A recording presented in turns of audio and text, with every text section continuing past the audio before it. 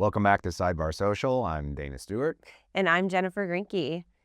So today we have an interesting topic, something we've never talked about before, and it's things that change after divorce.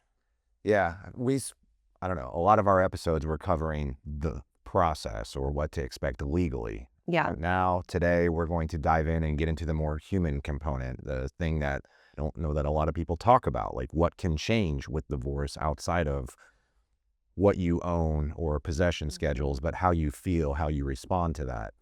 So let's just jump right into it then. Okay, a big one we see is dealing with the social circle or the friends and how that may change, right? So what do you think about that? I feel like what I've seen is that if you have couple friends, they kind of like pick a side. Yeah. Even though they'll have this whole conversation with you that's like, we're not picking a side.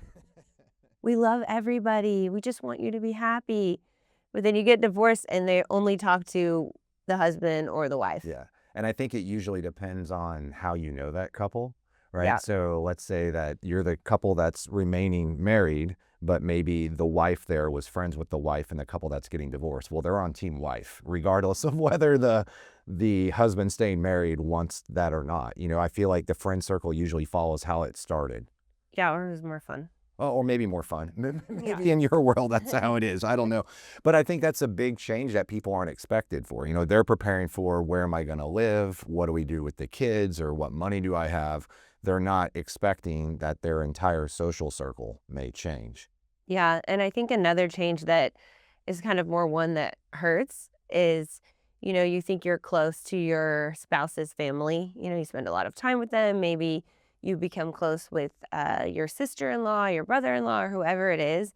And then that is one where the side that is picked is almost always the person that's blood related. So I feel like that's one that hurts probably the most, that you sometimes don't see coming because of how close you become with your spouse's family.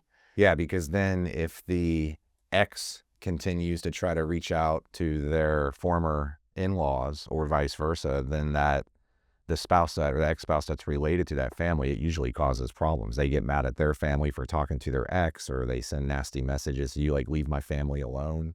Yeah, and I think, you can be cordial, especially if you guys have kids together. You might still see each other at sporting events or birthday parties or whatever it is, but it's not going to be that same dynamic. It's not going to be that same relationship. You're not going to probably be hanging out with them on your own. Yeah.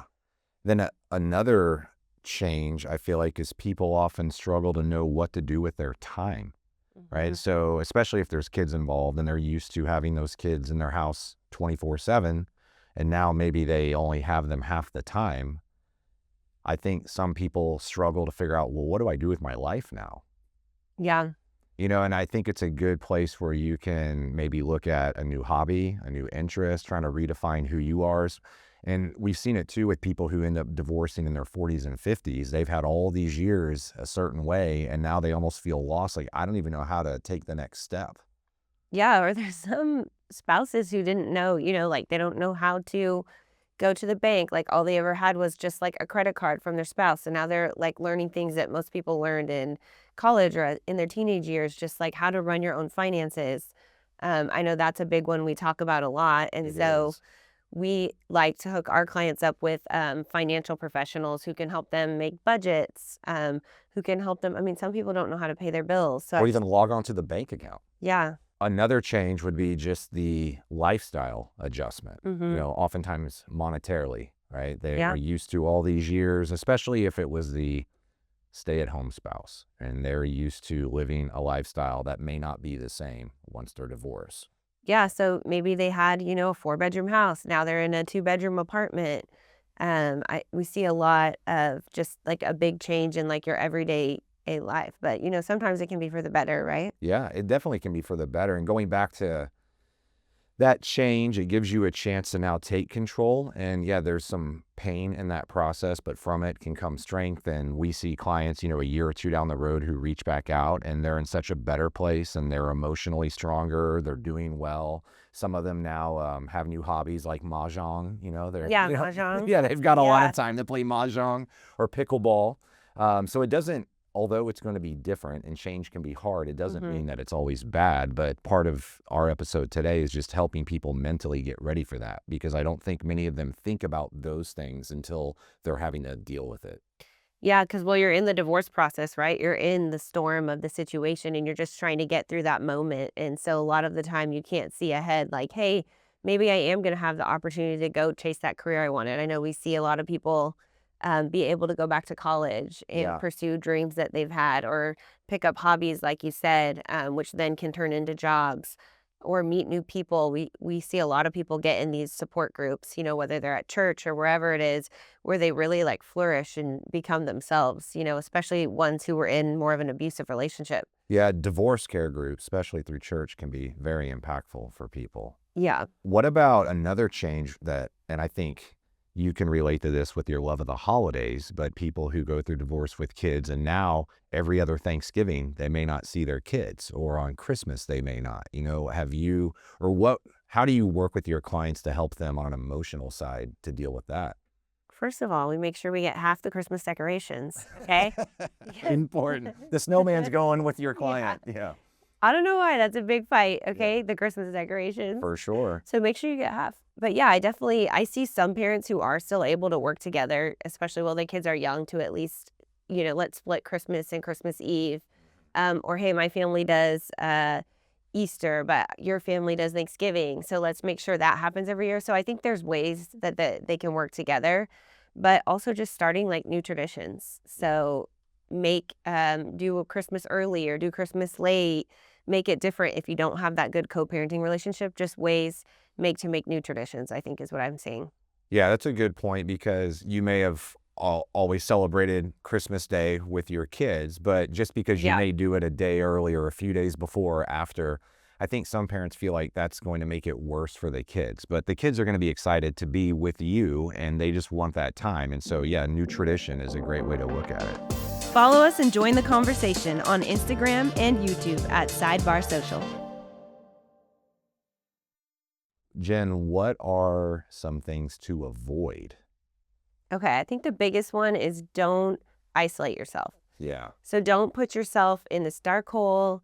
Don't sit at the house and have a pity party, maybe like a tiny one, but then you still need to leave your house. Yeah. And whether that's, getting involved in an activity, um, engaging in working out, meet other people, get into groups where you can meet other people, get with your friend group. So just don't isolate yourself and keep yourself alone so that you're, just thinking about bad thoughts to get depressed. Yeah. You got to lean on that support group that you have, for sure. And would you recommend having a divorce party? Oh, okay. You're gonna ask this. I'm seeing these a lot. Divorce parties are a big thing. So I have never actually been to one. Have you been to one? No, I've Okay. just heard about them. I was invited to one. It was like a red, white, and blue theme. People go all out. It was like a freedom celebration. So Yeah, that must have been a really bad divorce. Yeah, But I so unfortunately didn't get to make it. that's something they can do, I suppose. But, just trying to put maybe a happy twist on things, to understand that you're, yeah, celebrating. I think what it is people, they had this life that they had thought they were going to have. Mhm. And then when things end, even if the marriage was bad, they're still really upset emotionally because that life they had planned for is not playing out. But you can have a fulfilling life post-divorce. You just have to work at it, right? You have to be intentional. Yeah. Yeah. I mean, I think what I've seen for the most part is people don't necessarily want to celebrate the divorce, but celebrate like, hey, this is the start of this next chapter for me and what's that gonna look like? I can write my own book. Yeah. So can you put a timeline in it? I mean, like how long does it take to recover from a divorce or something as significant like this in someone's life? It's a great question. And we had a guest on before, Kathleen Schofield, Okay. who came on and talked about, And she's a counselor. she is a counselor, and she talked about grief in the wake of divorce. Remember, Mhm. she talked about the year of first. And that first year after your divorce, going through all the life ups and downs that you would normally have gone through when you were married. So, Yeah. holidays, getting the kids to school, just everything that would normally happen. What she talked about, and the audience, you can go back and listen to that episode, but she talked about it's probably a solid year of going through all that processing. Doesn't mean you're miserable the whole time, but you've got to live all those milestones before, in her belief, that you're really kind of getting close to that point of full closure or healing. Yeah, and I know that I've been to different conferences for family law related things, and sometimes they say it's worse than that person actually dying because, it's not like a finality. Like you have to watch that person live out the life that you thought you would have with them with somebody else sometimes. Yeah, that can be very impactful, which gets into another topic, dating. Dating Yeah. after divorce. Yes, that could be a whole segment or a whole show in and of Yeah, itself. the divorce glow up. That's what I'm seeing on like Divorce glow TikTok up? and Instagram. You don't know because you don't have social media. Yeah, So, educate me. but there's all these videos coming out now, and it's showing the divorce glow up. And it's this person is overweight, whatever, and then it's a series of videos, and at the end they're like really looking good. Making the ex jealous a little bit. Yeah, making the ex jealous. But I think there are some cautionary tales when it comes to dating post-divorce too. You don't want to jump in too soon because Yeah. we do see that a lot, right? And somebody immediately wants to get remarried. Oh yeah, I mean, because we get asked. There's a waiting period after you get divorced before you can get remarried in Texas, and so we get asked that a lot, right? Like, how Yes. soon can I marry this girl? So in Texas, after you're divorced, there is a 30-day waiting period before you can technically get remarried or legally get remarried. But I think They need to lengthen that, right? we would both recommend at least play it out probably the full year, as Kathleen talked about, the year first. Live that life, get to know yourself, spend time figuring out what you want, kind of reflect on what went wrong in the marriage, probably work with a counselor before you embark upon a second marriage or third marriage, whatever it might be.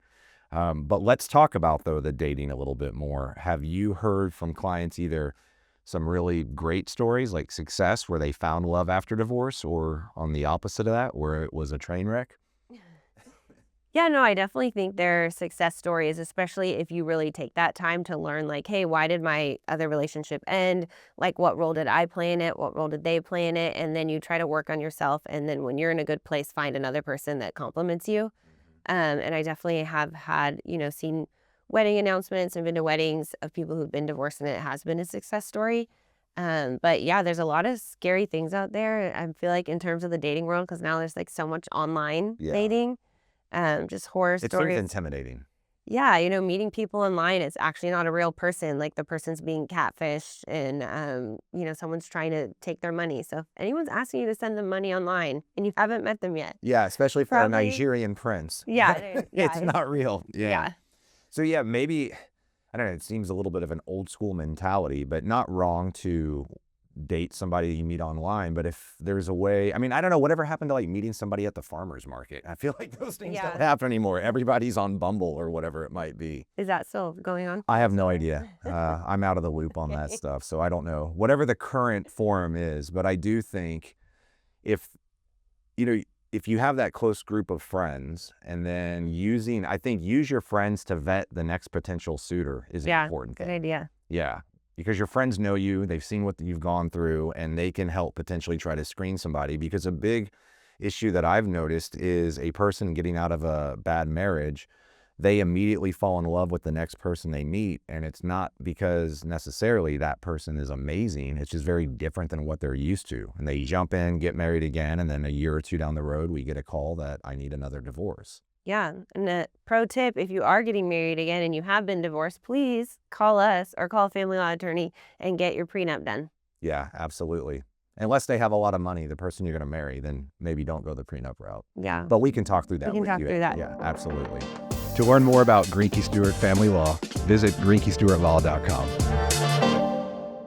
So, Jen, what about the situation where the children of a marriage are no longer minors, so they're 18 or older? Let's say, I mean, we have this a lot where an older couple's getting divorced and their kids are maybe 30 years old now. Yeah. How have you seen that impact what plays out in the divorce as far as one kid taking mom's side, the other kid taking dad's side? Yeah. Have you even seen that at all? No, I definitely have. I think as part of the divorce process, when you have little children, the court does a good job of this, and then we try to reinforce it, is that you keep the kids out of it, right? Don't put the kids in the middle, don't talk bad about the other parent. But when they have adult children, that seems to get removed a lot of the time. And so you see adult children taking sides like, hey, mom told me everything you did to her, or dad told me everything you did to him. And so sometimes you see the adult kids kind of coming in and taking the side of mom or dad, whereas like you do have that happen in divorce with minor children, but not as much. Um, I think one thing about the collaborative process, I know we've talked about collaborative on some other episodes, that you can bring in a child specialist and they can actually work on those relationships. Whereas part of the litigation process, they're not going to work on in a relationship with an adult child Yeah. and a parent. I think too, most parents know or should know, or an attorney will tell them when your kids are minors, you should not be bad mouthing the other spouse to them. But I really don't think that should change even when they become adults.